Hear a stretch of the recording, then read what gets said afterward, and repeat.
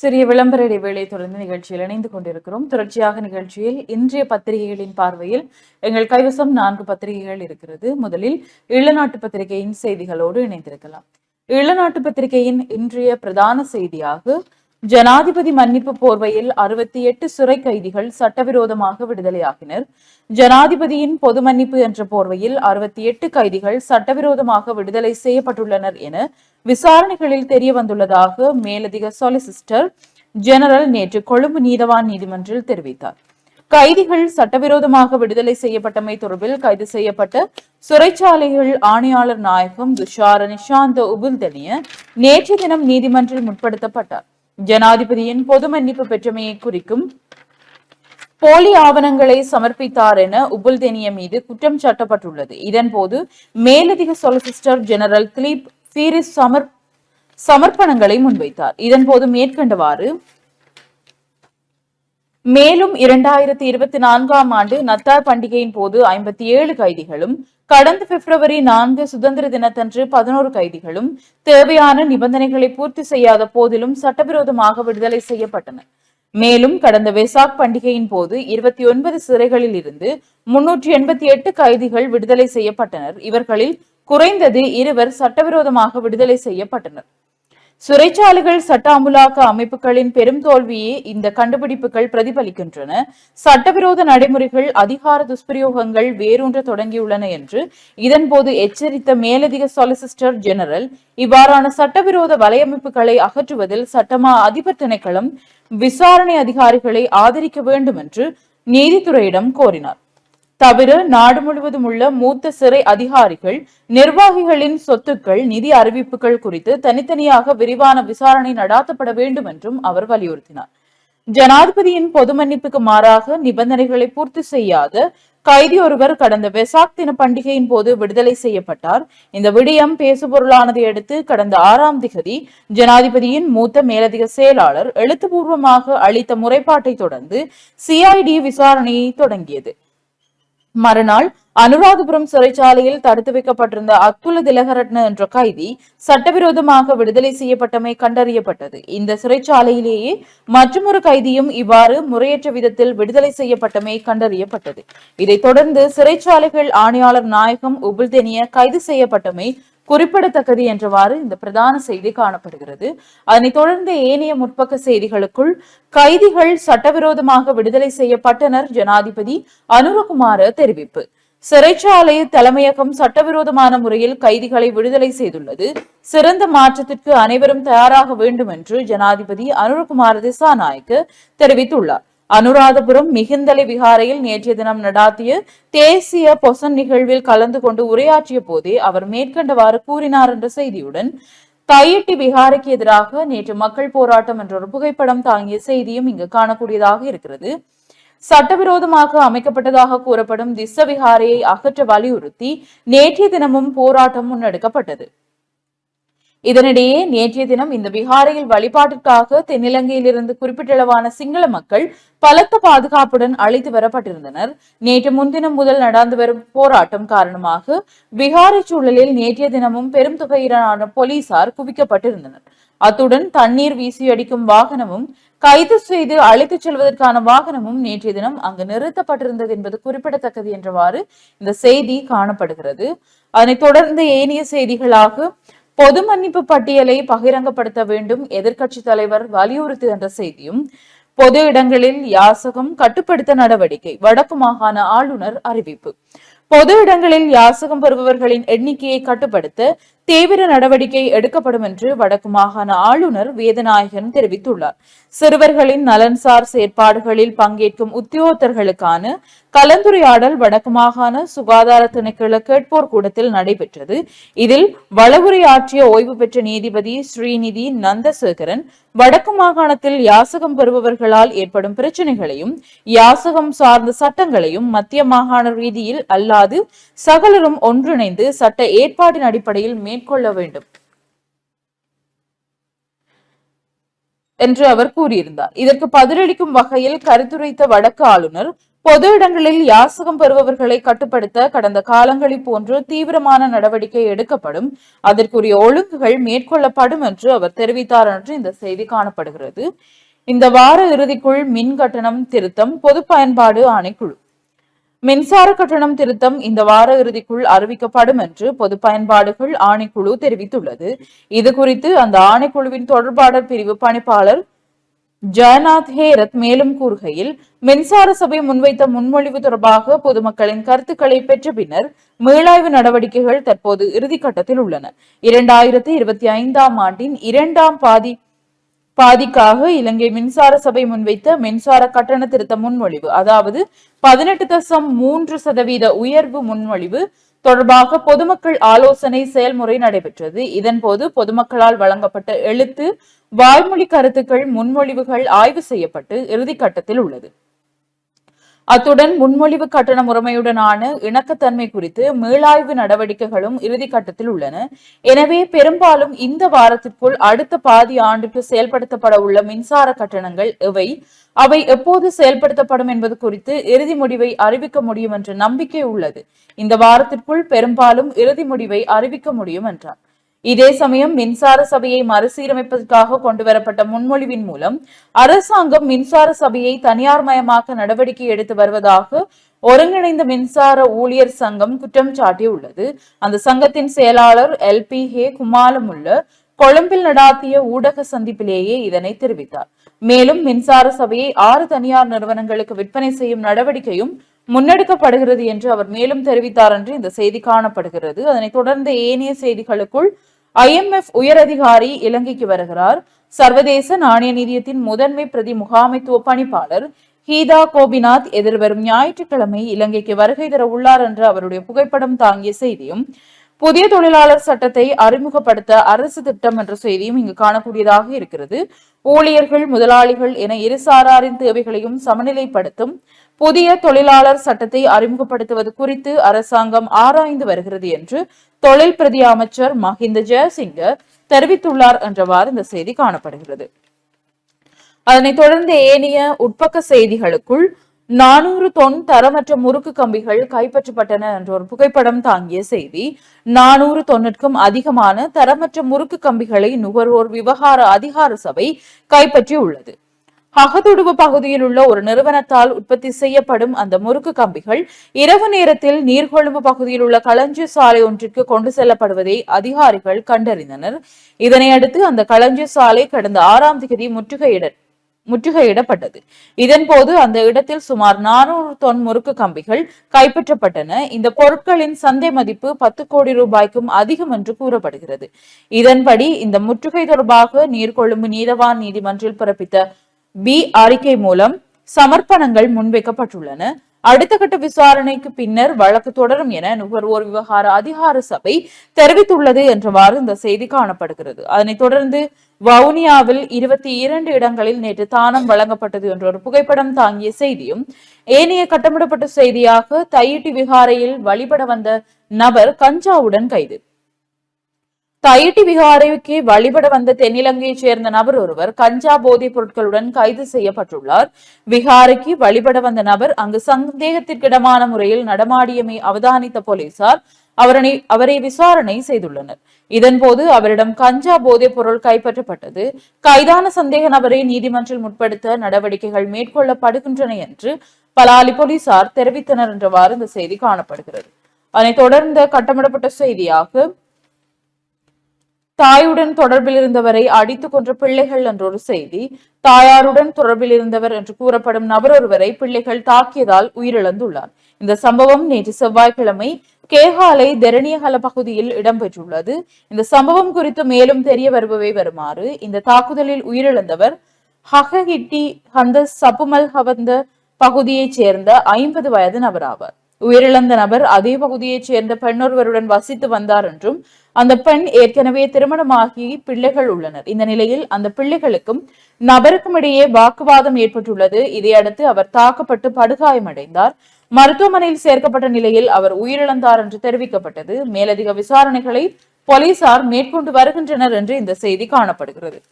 அதனைத் தொடர்ந்து செய்திகளுக்குள் மண்டை தீவில் படுகொலை செய்யப்பட்ட 31 மீனவர்களுக்கும் குருநகரில் அஞ்சலி என்ற ஒரு புகைப்படம் தாங்கிய செய்தியும், வற்றாப்பிளைக்கு சென்று திரும்பிய இளைஞன் விபத்தில் உயிரிழப்பு என்ற ஒரு புகைப்படம் தாங்கிய செய்தி, முல்லைத்தீவு வற்றாப்பிளை கண்ணகியம்மன் ஆலயத்தில் வருடாந்த உற்சவத்திற்கு சென்று நேற்று செவ்வாய்க்கிழமை திரும்பிய இளைஞர் ஒருவர் விபத்தில் சிக்கி உயிரிழந்துள்ளார் என்றவாறு இந்த செய்தி காணப்படுகிறது. அதனைத் தொடர்ந்த செய்திகளாக ஜனாதிபதியின் மன்னிப்பு முறைகேடு விசாரணையை ஆரம்பித்த நீதி அமைச்சு என்ற செய்திகளும், பேருவளையில் தாக்குதல், போலீசார் 3 காயம் என்ற செய்திகளும் இங்கு காணக்கூடியதாக இருக்கிறது. அதனைத் தொடர்ந்து சிறை ஆணையாளர் நாயகத்தை விளக்கமறியலில் வைக்க உத்தரவு என்ற செய்தியோடு பீடி இலைகள் மீட்பு என்ற செய்திகளும் இங்கு பிரசுரிக்கப்பட்டுள்ளது. அதனைத் தொடர்ந்து கட்டமிடப்பட்ட செய்தியாக 110 கிலோ ஹெரோயின் மீட்பு என்ற செய்தியும் காணக்கூடியதாக இருக்கிறது. தொடர்ந்து மதுவரி வருமானம் 104 வீதமாக உயர்வு. இவ்வருடத்தில் இலக்கு வைக்கப்பட்ட மதுவரி வருமானத்தில் 104 வீதத்தை ஈட்ட முடிந்துள்ளதாக மதுவரி திணைக்கள அதிகாரிகள் பாராளுமன்ற வழிவகைகள் பற்றிய குழுவில் தெரிவித்துள்ளனர் என்ற செய்தியும், நாடுதலாவிய ரீதியில் 19,185 தான சாலைகள் என்ற செய்திகளும் இங்கு காணக்கூடியதாக இருக்கிறது. இதனைத் தொடர்ந்த கிழக்கு மாகாண செய்திகளுக்குள் ஓட்டமாவடியில் கோர விபத்து, குழந்தைகள் உட்பட 12 பேர் காயம் என்ற அந்த விபத்திற்குள்ளான வாகனத்தின் படமும் இங்கு பிரசுரிக்கப்பட்டுள்ளது. மட்டக்களப்பு ஓட்டமாவடி தியாவட்டுவான் பகுதியில் நேற்று காலை இடம்பெற்ற வாகன விபத்தில் பெண்கள், குழந்தைகள் உட்பட 12 பேர் காயமடைந்துள்ளதாக வாழைச்சேனை போலீஸ் நிலைய பொறுப்பதிகாரி லசந்த பண்டார தெரிவித்துள்ளார். வாழைச்சேனை பிறைந்துரைச்சேனை பகுதியைச் சேர்ந்த குடும்ப உறுப்பினர்கள் விமான நிலையத்திற்கு சென்று ஊருக்கு வரும் வழியிலேயே இந்த விபத்து சம்பவம் இடம்பெற்றது. மட்டக்களப்பு கொழும்பு பிரதான வீதியில் ஓட்டமாவடி தியாவட்டுவான் அரபா வித்தியாலயத்திற்கு முன்னால் இந்த விபத்து சம்பவம் இடம்பெற்றதாக வாழைச்சேனை போலீஸ் நிலையத்திற்கு போக்குவரத்து போலீசார் தெரிவித்தனர். வேனில் பயணித்த 4 பெண்களும் 2 குழந்தைகள் உள்ளடங்கலாக மொத்தம் 12 பேர் காயமடைந்து வாழைச்சேனை ஆதார மருத்துவமனையில் சேர்க்கப்பட்டு மேலதிக சிகிச்சைக்காக மட்டக்களப்பு போதனா மருத்துவமனைக்கு மாற்றப்பட்டுள்ளனர். இந்த விபத்து தொடர்பான மேலதிக விசாரணைகளை வாழைச்சேனை போலீசார் மேற்கொண்டு வருகின்றனர் என்ற செய்தியுடன் 35 லிட்டர் கசிப்புடன் இளைஞர் கைது. அம்பாறை மாவட்டம் சம்மாந்துறை போலீஸ் பிரிவிற்குட்பட்ட வீரமுனை 2 பகுதியில் உள்ள வீட்டில் சூட்சுமமான முறையில் மறைந்திருந்த கசிப்பை போலீஸ் நிலைய ஊழல் ஒழிப்பு பிரிவினர் கைப்பற்றினர் என்றவாறு இந்த செய்தி பிரசுரிக்கப்பட்டுள்ளது. கட்டாக்காளி மாடுகளால் அதிகளவான விபத்துக்கள், சம்மாந்துறை போலீஸ் பிரிவில் சம்பவம் என்ற ஒரு புகைப்படம் தாங்கிய செய்தியும், உங்கள் வீடு நாட்டிற்கு எதிர்காலம், பயனாளிகளுக்கு புதிய வீடு அமைப்பு என்ற ஒரு புகைப்படம் தாங்கிய செய்தியும் இங்கு பிரசுரிக்கப்பட்டுள்ளது. அதனைத் தொடர்ந்து வர்த்தக கண்காட்சி, சிறு கைத்தொழில் முயற்சியாளர்களின் உற்பத்திகளை ஊக்குவித்து அவர்களுக்கான சந்தை வாய்ப்பை பெற்றுக் கொடுக்கும் நோக்கில் அம்பாறை அட்டாளைச்சேனை பிரதேச செயலகத்தால் ஏற்பாடு செய்யப்பட்ட பிரதேச செயலக வர்த்தக கண்காட்சி 2025 கடந்த 8ஆம் திகதி அட்டாளைச்சேனை கடற்கரை பூங்காவில் நடைபெற்றது என்று அதற்கான புகைப்படங்களும் இங்கு பிரசுரிக்கப்பட்டுள்ளது. தொடர்ந்து டெங்கு கட்டுப்பாட்டு உதவியாளர் நியமனம், பெற்றோர் கடமையேற்பு என்ற ஒரு புகைப்படம் தாங்கிய செய்தியும் இங்கு காணக்கூடியதாக இருக்கிறது. இவை கிழக்கு மாகாண செய்திகள். இதனைத் தொடர்ந்து இளநாட்டு பத்திரிகையின் உலக செய்திகள் பக்கத்தில் பஸ் பள்ளத்தில் கவிழ்ந்து விபத்து, மாணவர்கள் உட்பட 15 பேர் பலி. மலேசியாவில் பெரும் துயரம். மலேசியாவில் கல்லூரி பஸ் பள்ளத்தில் கவிழ்ந்து விழுந்து விபத்திற்குள்ளானது. இதில் மாணவர்கள் உட்பட 15 பேர் பலியாகினர். விபத்தில் சிக்கியவர்களில் பலரது நிலைமை கவலைக்கிடமாக இருப்பதால் பலி எண்ணிக்கை உயரும் என அஞ்சப்படுகிறது என்ற ஒரு புகைப்படம் தாங்கிய செய்தியுடன், மணிப்பூரில் போராட்டம், உதவி மாவட்ட அலுவலரின் அலுவலகத்திற்கு தீ வைப்பு. இந்தியாவின் மணிப்பூரில் தடையை மீறி போராட்டம் முன்னெடுக்கப்பட்டுள்ளது. அத்தோடு உதவி மாவட்ட அலுவலரின் அலுவலகத்திற்கு தீ வைக்கப்பட்டுள்ளது என்று அது தொடர்பான புகைப்படமும் இங்கு பிரசுரிக்கப்பட்டுள்ளது. போராட்டத்தின் போது பெண் செய்தியாளர் மீது போலீஸ் துப்பாக்கிச் சூடு. அமெரிக்காவில் போராட்டத்தின் போது பெண் செய்தியாளர் மீது போலீசார் துப்பாக்கிச் சூடு நடாத்தியுள்ளனர். அமெரிக்க ஜனாதிபதி டொனால்டு டிரம்ப் பொறுப்பேற்ற பிறகு அதிரடி உத்தரவுகளை பிறப்பித்து வருகிறார். இதன்படி அமெரிக்கர்களுக்கே முன்னுரிமை என்ற கொள்கையை கடைபிடிக்கும் அவர் சட்டவிரோதமாக குடியேறியவர்களை அந்த நாட்டை விட்டு வெளியேறவும் உத்தரவிட்டார். இதனை அடுத்து அமெரிக்காவில் சட்டவிரோதமாக குடியேறியவர்கள் வலுக்கட்டாயமாக வெளியேற்றப்பட்டு வருகின்றனர். டிரம்பின் இந்த நடவடிக்கைக்கு பல உலக நாடுகளும் எதிர்ப்பு தெரிவித்தன. ஆனாலும் டிரம்ப் தனது முடிவில் உறுதியாக உள்ளார். இதையடுத்து நாடு முழுவதும் சட்டவிரோதமாக குடியேறியவர்களை கண்டறிய குடியேற்ற அதிகாரிகளுக்கு அவர் உத்தரவிட்டுள்ளார். இந்த உத்தரவை எதிர்த்து அமெரிக்காவின் பல்வேறு பகுதிகளில் போராட்டம் வெடித்துள்ளது. குறிப்பாக கலிபோர்னியா மாகாணம் லாஸ் ஏஞ்சல்ஸ் நகரில் போலீசாருக்கும் போராட்டக்காரர்களுக்கும் இடையில் ஏற்பட்ட மோதல் கலவரமாக மாறியது. இந்த கலவரத்தை கட்டுப்படுத்த லாஸ் ஏஞ்சல்ஸ் நகரில் கலவரம் நடந்த பகுதியில் 1000க்கும் மேற்பட்ட ராணுவத்தினர் குவிக்கப்பட்டுள்ளனர். கலவரத்தை கட்டுப்படுத்த ராணுவத்தினர் கண்ணீர் புகை குண்டுகளை பயன்படுத்தி வருகின்றனர்.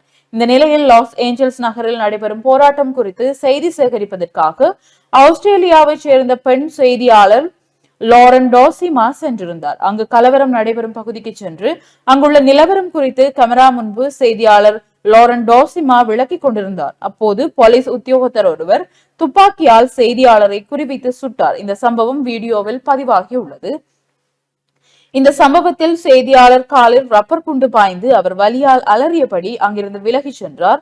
அத்தோடு தனக்கு ஒன்றுமாகவில்லை என்று அவர் கூறுவதும் வீடியோவில் பதிவாகியுள்ளது. மேலும் அருகில் நின்றவர் ஒருவர் போலீஸ் உத்தியோகத்தரை நோக்கி, நீங்கள் ஒரு செய்தியாளரை சுட்டுவிட்டீர்கள் என்று கூறுகிறார். இந்த சம்பவம் குறித்து லாரன் டாசிமா பணிபுரிந்து வரும் தனியார் செய்தி நிறுவனம் அளித்துள்ள விளக்கத்தில், லாரன் டாசிமாவும் அவருடன் சென்ற ஒளிப்பதிவாளரும் தற்போது நலமாக உள்ளனர். அவர்கள் தங்கள் பணியை தொடர்ந்து செய்து வருவார்கள்.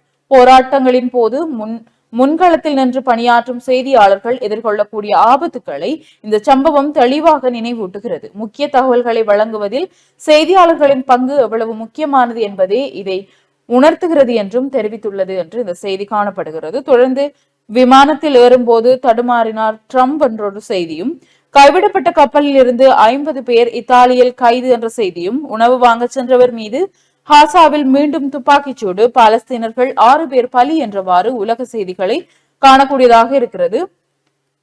அதனைத் தொடர்ந்து ஏனைய உள்நாட்டு செய்திகளாகவும் வெளிநாட்டு பத்திரிகையின் இறுதி பக்க செய்தியாகவும், பொது மன்னிப்பு விவகாரம் பொறுப்பேற்க தவறினார் ஜனாதிபதி அனுரகுமார, சாடுகிறார் நாமல் ராஜபக்ஷ.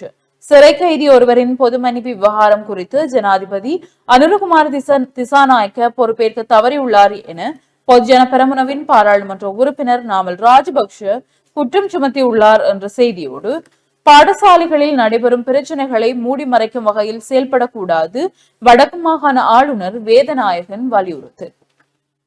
பாடசாலைகளில் நடைபெறுகின்ற பிரச்சனைகள் தொடர்பில் முறைப்பாடுகள் கிடைக்கப்பெறுகின்றன என குறிப்பிட்ட வடக்கு மாகாண ஆளுநர் வேதநாயகன் அவற்றை மூடி மறைக்கும் வகையில் பாடசாலைகள் செயற்படக்கூடாது என்று தெரிவித்துள்ளார் என்ற செய்தியும், ஜெர்மனிக்கு இன்று செல்கிறார் அனுர.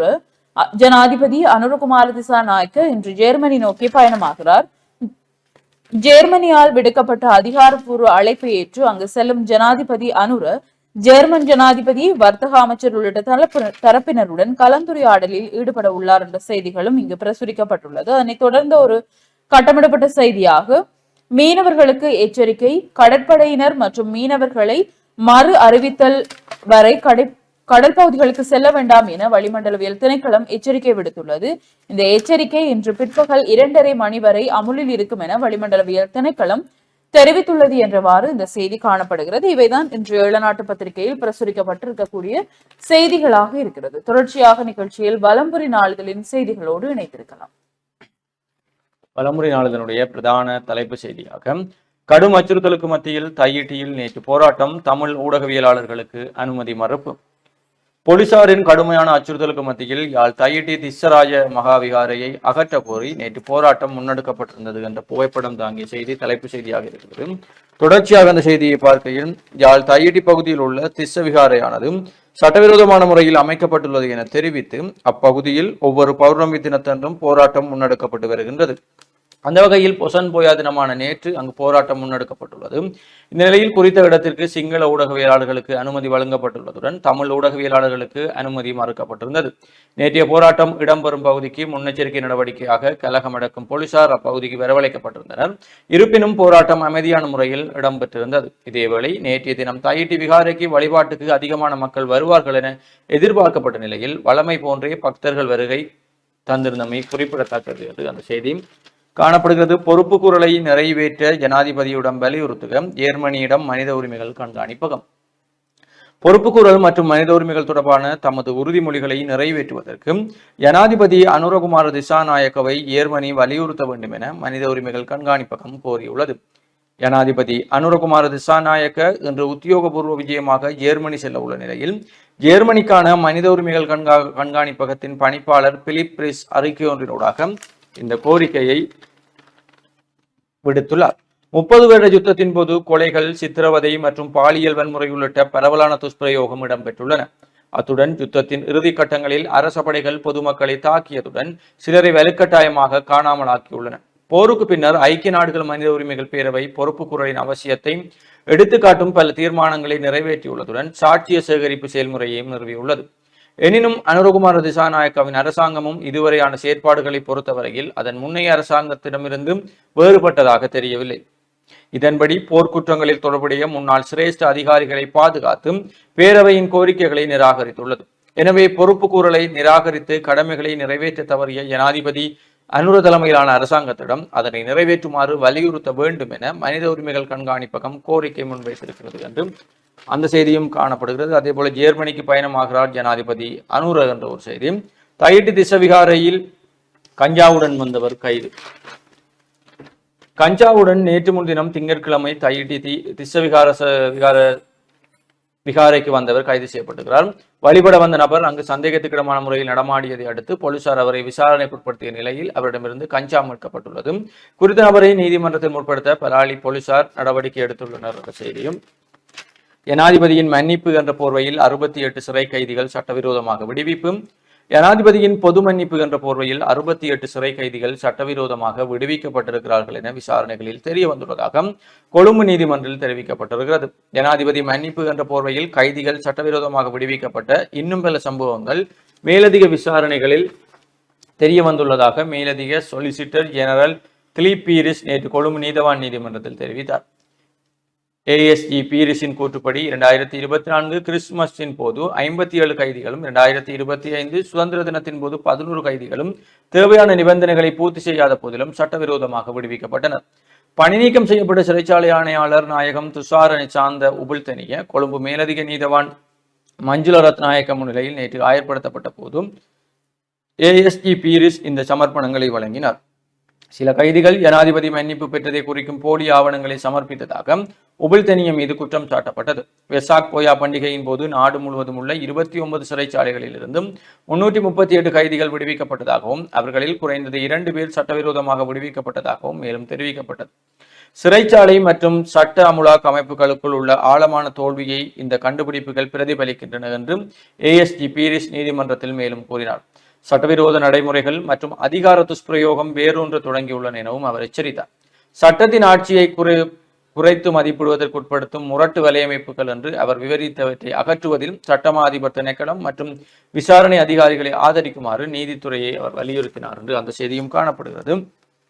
ஜனாதிபதியின் அதிகாரத்தை முறைகேடாக பயன்படுத்தியவர்களுக்கு எதிராக நடவடிக்கை. நீதியமைச்சர் ஹர்சன நாணயக்கார் தெரிவிப்பு. வட்டாபளை அம்மன் ஆலயம் சென்ற இளைஞன் மோட்டார் சைக்கிள் விபத்தில் உயிரிழப்பு என்ற ஒரு செய்தியும். இணக்கமான சூழ்நிலைக்கு பதிலாக வரட்டு சவால்களை பதிலாகின. தமிழரசு கட்சியுடனான சந்திப்பு தொடர்பில் ட்ரெலோ அறிக்கை. இணக்கமான சூழ்நிலைக்கு பதிலாக வரட்டு சவால்களை பதிலாக வந்தன என இலங்கை தமிழரசு கட்சியுடனான சந்திப்பில் தொடர்பில் செல்வம் அடைக்கல்நாதன் தலைமையிலான ட்ரெலோ தெரிவித்திருக்கிறது. இலங்கை தமிழரசு கட்சியுடனான சந்திப்பு தொடர்பில் ட்ரெலோவில் இருக்கக்கூடிய அறிக்கையில் மேலும் தெரிவிக்கப்பட்டிருக்கிறது. வடக்கு கிழக்கில் தமிழ் தேசிய தரப்பாக ஒன்றிணைந்து ஆட்சி அமைப்பதற்கு பல தடவைகள் தமிழரசு கட்சியுடன் ஜனநாயக தமிழ் தேசிய கூட்டணி எடுத்துக்கொண்ட முயற்சிகள் உதாசீனப்படுத்தப்பட்டுள்ளன. இதன்பின் ஜனநாயக தமிழ் தேசிய கூட்டணிக்கும் தமிழ் தேசிய பேரவைக்கும் இடையிலான கொள்கை ரீதியான ஒப்பந்தம் ஏற்படுத்தப்பட்டது. இது சாதாரணமாக ஏற்படுத்தப்படவில்லை. பல விட்டுக் கொடுப்புகள் அரவணைப்புகளின் அடிப்படையில் தான் சாத்தியமானது. இதன்பின் தோன்றிய அரசியல் சூழ்நிலையில் மாற்றங்களில் வன்னி நிலப்பரப்பில் தமிழ் தேசிய கட்சிகளின் கைகளில் சபைகளை வலுப்படுத்துகின்ற நிலைப்பாடு பற்றி பேசவே நாங்கள் அழைக்கப்பட்டோம். அதன் பிரகாரம் திங்கள் மதியம் தமிழரசு கட்சியின் பதில் தலைவர் சிவிக சிவஞானம் அலுவலகத்தில் அக்கட்சியின் பதில் செயலாளர் சுமந்துடனான சந்திப்பு நடைபெற்றது. அதன்போது வன்னியின் அரசியல் சூழ்நிலை பற்றி கலந்துரையாட முற்பட்ட வேளையில் யாழ்ப்பாணத்தில் என்ன நடக்கிறதோ அதற்கான பதில் நடவடிக்கைகளே வன்னியில் அமையும் என தமிழரசு கட்சியின் பதில் செயலாளர் சுமந்திரன் தெரிவித்தார். உங்கள் கருத்துக்கள் பயனற்றவை. வன்னியில் அதிக சபைகளை ஆளும் தரப்பு கைப்பற்றும் நிலை காணப்படுகிறது. பல சபைகளில் தனியொரு கட்சியாக அவர்கள் ஆசனங்களை பெற்றுள்ளார்கள். தமிழ் தேசிய பிறப்பினர் இணைந்து செயலாற்றாது விட்டால் இந்த சபைகளை ஆளும் தரப்பிடம் இழக்க வேண்டிய சூழ்நிலை வரும். மேலும் கிழக்கு மாகாணத்தில் மாறுபட்ட அரசியல் சூழ்நிலைகள் தோற்றுவிக்கும் எனவும் தெரிவித்தோம். இன்னும் காலம் பிந்தவில்லை. தமிழ் தேசிய பிறப்பினர் ஒன்றிணைந்து விட்டுக் கொடுத்து வடக்கு கிழக்கில் அனைத்து சபைகளையும் அமைப்பதற்கான முயற்சியை செய்ய முடியும். அதை நாங்கள் முன்னெடுக்க விரும்புகிறோம் எனவும் தெரிவித்தோம்.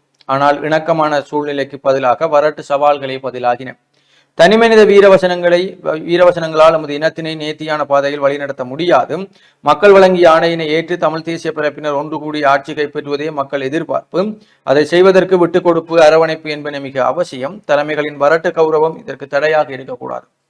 எப்பொழுதும் ஒற்றுமைக்காகவே டெலோ பாடுபட்டுள்ளது. அதில் மிகுந்த நம்பிக்கையும் கொண்டவர்கள் நாங்கள். அதை தவறாக புரிந்து கொண்டும் வீரவசனங்கள் பேசுவதில் அர்த்தமில்லை. வெட்டி சவால்களுக்கு நாங்கள் ஒருபோதும் இடமளியோம் என்று அவ்வறிக்கையில் தெரிவிக்கப்பட்டிருக்கிறது என்று அந்த செய்தியும் காணப்படுகிறது. சிறைச்சாலை தலைமையகம் சட்டவிரோதமான முறையில் கைதிகளை விடுவித்திருக்கிறது. ஜனாதிபதி அனுரகுமார் திசாநாயக்க தெரிவிப்பு என்ற செய்திகள் பலமுறையினுடைய முற்பக்க செய்திகளாக இருக்கிறது. தொடர்ச்சியாக உட்பக்க செய்திகளுக்குள் செம்மணி புதைகுழி விவகாரம் உண்மையும் நீதியும் நிலைநாட்டப்பட வேண்டும். யாழ் பல்கலைக்கழக ஆசிரியர் சங்கம் வலியுறுத்தும். செம்மணி புதைகுழி விவகாரம் கைவிடப்படும் விடயமாக மாறிவிடக் கூடாது. உண்மையும் நீதியும் நிலைநாட்டத்தக்க வகையில் முன்னோக்கி நகர வேண்டும் என யாழ் பல்கலைக்கழக ஆசிரியர் சங்கம் வலியுறுத்தியுள்ளது. நேற்று ஊடகங்களுக்கு அனுப்பி வைக்கப்பட்ட செய்தி குறிப்பில் இவ்வாறு தெரிவிக்கப்பட்டுள்ளது என்று குறிப்பிடப்பட்டிருக்கிறது. மேலும் தெரிவிக்கையில், போருக்கு பின்னரான சூழ்நிலையில் யார் எந்த வலுவான சக்தியும் இயற்கை நீதிக்கு மாறாக நிகழ்ந்து அவலங்களை மறைக்க நினைத்தாலும் அவை ஏதோ ஒரு விதத்தில் வெளிக்கிளம்பிய வண்ணமே உள்ளன. செம்மணி மனித புதைகுழி விவகாரமும் இவ்வாறு வெளிக்கிளம்பி நீதித்துறையின் கட்டுப்பாட்டில் உரிய வகையில் முன்கொண்டு செல்லப்படுகின்றது. இந்த நிலையில் வலுவாக்கப்பட வேண்டும் என்பதுடன் புதைகுழிகளின் நீட்சியும் அறியப்பட வேண்டும் என்பதும் மிகவும் அவசியமானதாகும். எந்த ஒரு காரணத்தை முன்னிறுத்தியும் புதைகுழி அகழ்வுகள் இடைநிறுத்தப்படக்கூடாது. உரிய நிதியை உரிய காலத்தில் விடுவித்தல், புதைகுழி அகழ்வு பிரதேசங்களுக்குரிய போலீஸ் பாதுகாப்பினை வழங்குதல், அகழ்வு பணிகளில் ஈடுபடும் தரப்பினர் மீது அழுத்தங்களை பிரயோகிக்காதிருத்தல் என்பன அவசியமானவை என ஆசிரியர் சங்கம் கருதுகின்றது என்று அந்த செய்தி தொடர்ந்து செல்கிறது. சர்வதேச நாணய நிதியத்திடம் இலங்கை பலிக்கடாவாகியுள்ளது. ஹர்ஷடி சில்வா குற்றச்சாட்டு. கிளிநொச்சியை சேர்ந்தவர் தமிழகத்தில் போலீசாரால் கைது. தமிழகம் காரைக்கால் ரயில் நிலையத்தில் உரிய ஆவணங்கள் என்று சுற்றித் திரிந்த இலங்கை வாசியை போலீசார் கைது செய்திருக்கிறார்கள் என்ற செய்தியும். இணுவையூரில் நாளை உலக பெருமஞ்ச திருவிழா. யாழ் இந்திய துணை தூதரகத்தின் ஏற்பாட்டில் இரத்த தான முகாம் என்ற செய்தியும் காணப்படுகிறது. டெங்கு ஒழிப்பு நடவடிக்கை, கல்வி அமைச்சின் தீர்மானத்திற்கு எதிர்ப்பு தெரிவித்த அதிபர்கள் தொழிற்சங்க நடவடிக்கைக்கு குதிக்க தீர்மானம் என்ற செய்தியும் காணப்படுகிறது. பலமுறையுடைய விளையாட்டு செய்திகளுக்குள் இலங்கை கிரிக்கெட் அணிக்கான விருதுகள் 6 விருதுகளை தனதாக்கி சமரி அத்தப்பத்து சாதனை என்ற ஒரு செய்தியும். ஐசிசி ஹால் ஆஃப் ஃபேமில் கௌரவத்தை பெற்றார் டோனி. சென்ட் பேட்ரிக்ஸ் கல்லியுடன் T10 கிரிக்கெட் சுற்று போட்டி என்ற ஒரு செய்தியும். ஐசிசியின் மே மாதத்துக்கான சிறந்த வீரராக முகமது வசீம் தெரிவு. சர்வதேச கிரிக்கெட் தொடர்களிலிருந்து நிக்கலஸ் பூரான் ஓய்வு என்ற செய்திகளும் விளையாட்டு செய்திகளுக்குள் காணப்படுகிறது. அதே போல புருஷோத்தமனுடைய கட்டுரையாக புதுச்சேரி பயணத்தினுடைய 3ஆம் பாகம் இங்கே பிரசுரிக்கப்பட்டிருக்கிறது. ஏனைய உள்நாட்டு செய்திகளுக்குள் ராயபக்சக்களை சிறையில் தள்ள பாடுபடும் அனுர அரசாங்கம் சமல் குற்றச்சாட்டும். இந்தியாவுடனான ஒப்பந்தம் உண்மைத்தன்மையை வெளிப்படுத்துங்கள் ராகல தேரர் வலியுறுத்து என்ற செய்தியும் காணப்படுகிறது. பலமுறையினுடைய வெளிநாட்டு செய்திகளுக்குள் ட்ரம்பிற்கு எதிராக வலுவடையும் போராட்டம், வன்முறையாக உருவெடுத்த எதிர்ப்பு போராட்டம். அமெரிக்காவின் லாஸ் ஏஞ்சல் நகரில் சட்டவிரோதமாக குடியேறியவர்களை நாடு கடத்தும் நடவடிக்கையில் ஈடுபட்டதால் அமெரிக்க ஜனாதிபதி டொனால்ட் ட்ரம்பிற்கு எதிராக போராட்டங்கள் வலுவடைந்துள்ளன என்று புகைப்படம் தாங்கிய செய்தியாக காணப்படுகிறது. நிவாரண கப்பலுடன் சென்ற எம்ஐ இஸ்ரேல் வழிமறித்து விட்டது. சுற்றுச்சூழல் ஆர்வலர் கிரேட்டா தென்பர்க் தெரிவிப்பு. காசாவுக்கு செல்லும் நிவாரண கப்பலான மேட்லினில் இருந்து 11 பேருடன் சேர்ந்து தானும் இஸ்ரேலிய படைகளால் இடைமறித்து கடத்தப்பட்டதாக சுற்றுச்சூழல் ஆர்வலர் கிரேட்டா தென்பர்க் கூறியுள்ளார். அதன்பின் அவர் பாதுகாப்பாக இருப்பதாக இஸ்ரேல் தெரிவித்துள்ளது. திங்கட்கிழமை அதிகாலை காசாவை நோக்கி சென்ற போது மேட்லின் நிவாரண கப்பலை இஸ்ரேலிய படைகள் இடைமறித்தன. அது தொடர்பாக காணொலி ஒன்றில் பேசிய கிரேட்டா தென்பர்க், இந்த வீடியோவை நீங்கள் பார்த்தால் நாங்கள் சர்வதேச நீரில் தடுத்து நிறுத்தப்பட்டு கடத்தப்பட்டுள்ளோம். என்னையும் மற்றவர்களையும் விரைவில் விடுவிக்க அழுத்தம் கொடுக்க வேண்டும் என்று அவர் வலியுறுத்தி இருக்கிறார் என்ற செய்தியும். விமானத்தில் ஏறும்போது தடுமாறிய ட்ரம்ப் என்ற ஒரு செய்தி. தொடரும் போர் பதற்றம், நிறுத்தப்பட்டது விமான சேவைகள் என்ற ஒரு செய்தியும் காணப்படுகிறது. வீதிகளில் நாய்களை அழைத்து செல்ல தடை, ஈரானில் உத்தரவு என்ற செய்தியும் வெளிநாட்டு செய்திகளுக்குள் காணப்படுகிறது. உள்நாட்டு செய்திகளுக்குள் காற்றாலை மின் உற்பத்தி கனியமகள் அகழ்வுக்கு எதிராக இன்று மாபெரும் கவனஈர்ப்பு பேரணி. மன்னார் பிரஜைகள் குழு அறிவிப்பு. மன்னாரில் காற்றாலை மின் உற்பத்தி கனியமணல் அகழ்வுக்கு எதிராக முன்னெடுக்கப்பட உள்ள மாபெரும் கவனஈர்ப்பு பேரணிக்கு அனைத்து தரப்பினரையும் கலந்து கொண்டு ஆதரவு வழங்க பிரஜைகள் குழு கோரிக்கை விடுத்திருக்கிறது. மன்னாரின் மக்களின் வாழ்வியலை பாதிக்கும் வகையில் முன்னெடுக்கப்பட்டு வரும் காற்றாலை மின் உற்பத்தி மற்றும் கனியமணல் அகழ்வு ஆகியவற்றுக்கு எதிர்ப்பு தெரிவிக்கும் வகையில் இன்று புதன்கிழமை மன்னாரில் இடம்பெற உள்ள கவனஈர்ப்பு பேரணியில் அனைவரும் கலந்து கொண்டு ஆதரவை வழங்குமாறும் மன்னார் பிரஜைகள் குழுவின் தலைவர் அருட்தந்தை மார்க்ஸ் அடிகளார் வேண்டுகோள் விடுத்திருக்கிறார். மன்னார் பிரஜைகள் குழுவில் நேற்று செவ்வாய்க்கிழமை காலை இடம்பெற்ற ஊடக சந்திப்பின் போதே அவர் இவ்வாறு தெரிவித்தார். அவர் மேலும் தெரிவிக்கையில், மன்னாரில் மக்களின் வாழ்வியலை பாதிக்கும் வகையில் காற்றாலை மின் உற்பத்தி மற்றும் கனிய மணல் அகழ்வு இடம்பெற்று வருகிறது. காற்றாலை மின் உற்பத்தி மக்களுக்கு நன்மையை ஏற்படுத்தும் செயற்திட்டமாக காணப்பட்டாலும் குறித்த காற்றாலைகள் அமைக்கப்படும் இடம் மக்களுக்கு பாதிப்பை ஏற்படுத்தும் வகையிலேயே அமைந்துள்ளது. மேலும் மன்னார் தீவு பெருநிலப்பரப்பிலும் கனிய மணல் அகழ்வு நடவடிக்கைகளும் முன்னெடுக்கப்பட்டு வருகின்றது. மக்கள் தொடர்ச்சியாக எதிர்ப்பை தெரிவித்து வருகின்ற போதும் குறித்த நடவடிக்கை தொடர்ந்து இடம்பெற்று வருகிறது. எனவே மக்களின் வாழ்வியலை பாதிக்கின்ற காற்றாலை மின் உற்பத்தியும் மற்றும் கனிய மணல் அகழ்வு ஆகியவற்றுக்கு எதிர்ப்பு தெரிவிக்கும் வகையில் மன்னார் பிரஜைகள் குழு, பொது அமைப்புகள், மீனவ அமைப்புகள் உள்ளடங்களாக சிவில் அமைப்புகள் இணைந்து இன்று புதன்கிழமை காலை மன்னாரில் கவனஈர்ப்பு பேரணி ஒன்றை முன்னெடுக்க நடவடிக்கை எடுக்கப்பட்டுள்ளது. காலை 9 மணிக்கு மன்னார் பொது விளையாட்டு மைதான வீதியில் ஆரம்பமாகி பிரதான வீதியூடாக மன்னார் பஜார் பகுதியை பேரணி சென்றடையும். அதனைத் தொடர்ந்து ஜனாதிபதிக்கு கையளிக்கப்பட வேண்டிய கோரிக்கை அடங்கிய மகஜர் மன்னார் மாவட்ட அரசாங்க அதிபருக்கு வழங்கி வைக்கப்படும். எனவே குறித்த பேரணியில் மன்னார் மாவட்ட மக்கள், வர்த்தகர்கள் உள்ளடங்களாக அனைத்து தரப்பினரும் கலந்து கொண்டு எமது இருப்பை தக்க வைக்க அனைவரும் குரல் கொடுக்க வேண்டும் என்று அவர் மேலும் தெரிவித்தார் என்று அந்த செய்தியும் யாழ் பல்கலைக்கழக கிளிநொச்சி வளாக விவசாய பீடம் 33வது அணியினரின் ஏற்பாட்டில் பொசன் தினமான நேற்று சபரிசி கஞ்சி அறிவியல் நகர் சந்தியில் வைத்து வழங்கப்பட்டது என்ற செய்தியும் காணப்படுகிறது. வலம்புரியினுடைய ஆசிரியர் தலையங்கமாக ஐநா மனித உரிமைகள் ஆணையாளரை செம்மணிக்கு கூட்டிச் செல்லுங்கள். ஐநா மனித உரிமைகள் பேரவையின் ஆணையாளர் வோல்டர் டேர்க் எதிர்வரும் 23ஆம் தேதி இலங்கைக்கு வரவுள்ளார். இலங்கைக்கு வரும் அவர் யாழ்ப்பாணம், முல்லைத்தீவு ஆகிய பகுதிகளுக்கும் விஜயம் செய்ய உள்ளார். இந்த நிலையில் தமிழ் தரப்புகள் ஒன்று சேர்ந்து வன்னி பெருநிலப்பரப்பில் இடம்பெற்ற பாரிய மனித உரிமைகள் மீறல்களை ஆணையாளருக்கு தெரியப்படுத்த வேண்டும் என நேற்றைய தினம் இவ்விடத்தில் பிரஸ்தாபித்திருந்தோம். இது தொடர்பில் தமிழ் தரப்புகள் என்ன முடிவை எடுத்தன என்பது தெரியவில்லை. எதுவாக இருந்தாலும் ஐநா மனித உரிமையாளர் பேரவையின் ஆணையாளர் இங்கு வரும்போது வன்னி போரில் இடம்பெற்ற தமிழின அழிப்பு தொடர்பில் ஆதாரபூர்வமாக தெளிவுபடுத்துவது அவசியம். அதே நேரம் ஆணையாளர் யாழ்ப்பாணத்துக்கு வருகை தரும்போது அவரை செம்மணி புதைகுழி அமைந்த இடத்திற்கு அழைத்து சென்றும் அந்த இடங்களை அவருக்கு காண்பிப்பதும் மிகவும் அவசியமானது. ஆம், ஐநா மனித உரிமைகள் பேரவையின் ஆணையாளர் செம்மணி பகுதிக்கு நேரில் சென்று அங்குள்ள புதைகுழிகளை பார்வையிடுவதானது சர்வதேச அளவில் பாரிய தாக்கத்தை ஏற்படுத்தும். எனவே இது விடயத்தில் ஐநா மனித உரிமைகள் பேரவையுடன் தொடர்பு கொண்டும் செம்மணி புதைகுழி அமைந்த இடத்தை ஆணையாளர் நேரில் பார்வையிடுவதற்கான நேர் ஒதுக்கீட்டை செய்தாக வேண்டும். ஆம், தமிழின அழிப்பு என்பது வன்னி பெருநிலப்பரப்பில் இடம்பெற்ற இறுதி யுத்தத்தின் போது மட்டும் இடம்பெற்றது அல்ல. மாறாக தமிழர் தாயகத்தில் படையினர் எங்கெல்லாம் ஆக்கிரமித்திருந்தனரோ அங்கெல்லாம் தமிழின படுகொலை நடந்தேறி இருக்கிறது. அதிலும் 1995 இராணுவம் யாழ்ப்பாணத்தை கைப்பற்றிய போது இதன் போது இங்கிருந்து வெளியேறிய மக்கள் 1996ஆம் ஆண்டில் மீளவும் தமது இருப்பிடங்களுக்கு வந்தனர். படையினரை நம்பி யாழ்ப்பாணம் வந்த மக்கள் சந்தித்த அனர்த்தங்கள் கொஞ்ச நஞ்சமல்ல. துப்பாக்கிச் சூடுகள், ஆட்கடத்தல்கள், கைதுகள், காணாமலாக்கப்படுதல் என்ற கொடூரங்கள் ஊரடங்கு வேளையில் அரங்கேறின. இங்குதான் மாணவி கிருசாந்தி குமாரசாமி, அவரது தாய், சகோதரன், அயலவர் என்போரை படையினர் செம்மணி சந்தியில் உள்ள இராணுவ முகாமில் வைத்து சித்திரைவதை செய்து கொன்று செம்மணியில் புதைத்தனர். இந்த புதைகுழி விவகாரம் வெளிவந்த போதுதான் செம்மணியில் மனித புதைகுழிகள் உள்ளன என்ற தகவல் வெளியாயிற்று. இதையடுத்து செம்மணியில் இரவோடு இரவாக படையினரின் வாகனங்கள் ஓடித் திரிவதும் கிடங்குகள் வெட்டப்படுவதுமான சம்பவங்கள் நடந்ததாக தகவல்களும் உண்டு. எனவேதான் செம்மணி புதைகுழி அமைந்த இடத்திற்கு ஆணையாளரை கூட்டிச் செல்வது அவசியமாகிறது என்றும் அந்த ஆசிரியர் தலையங்கமும் தொடர்ந்து செல்கிறது. ஜனாதிபதி மன்னிப்பு வழங்கப்பட்ட நபர்களின் பட்டியலை பகிரங்கப்படுத்துக எதிர்க்கட்சி தலைவர் சஜித் வலியுறுத்தும். போலீசாரை தாக்கிய 5 கைதாகி மறியலில் பேருவளை மீன்பிடி துறைமுக பகுதியில் போலீஸ் அதிகாரிகளை தாக்கியதாக கூறப்படும் சம்பவம் தொடர்பில் கைது செய்யப்பட்ட 5 சந்தேக நபர்கள் விளக்கமறியலில் வைக்கப்பட்டிருக்கிறார்கள் என்ற செய்தி. முறுக்கு கம்பியில் தரமற்ற உற்பத்தி களஞ்சிய சாலை முற்றுகை. தரமற்ற முறுக்கு கம்பிகளை உற்பத்தி செய்யும் தொழிற்சாலை ஒன்றை முற்றுகையிடுவதற்கு நுகர்வோர் விவகார அதிகார சபை நடவடிக்கை எடுத்திருக்கிறது என்ற ஒரு செய்தியும். கசிப்பு உற்பத்தி நிலையம் மட்டக்களப்பில் முற்றுகை, பெண் ஒருவர் கைது என்ற செய்தியும் காணப்படுகிறது. இவைதான் வலம்புரியினுடைய முக்கிய செய்திகளாக இருக்கிறது. தொடர்ச்சியாக உதயன் நாளிதழின் செய்திகளை பார்க்கலாம். உதயன் பத்திரிகையின் இன்றைய பிரதான செய்தியாக திசவிகாரையில் நேற்று பதற்ற நிலை, நூற்றுக்கணக்கில் போலீசார் குவிப்பு, களமடக்கும் போலீசாரும் களமிறக்கம் என்று நாங்கள் ஏலவே பார்த்த செய்திகள் தான் இங்கும் காணக்கூடியதாக இருக்கிறது. அதனைத் தொடர்ந்து கட்டமிடப்பட்ட ஒரு செய்தியாக சட்டவிரோத கருக்கலைப்பு, இளம் தாயொருவர் இறப்பு என்ற செய்திகளும் உதயன் பத்திரிகையின் முற்பக்கத்தில் பிரசுரிக்கப்பட்டுள்ளது. இவைதான் இன்று பிரசுரிக்கப்பட்டிருக்கக்கூடிய செய்திகளாக காணப்படுகிறது. தொடர்ச்சியாக நிகழ்ச்சியில் ஒரு சிறிய விளம்பர இடைவேளையை தொடர்ந்து இணைந்திருக்கலாம்.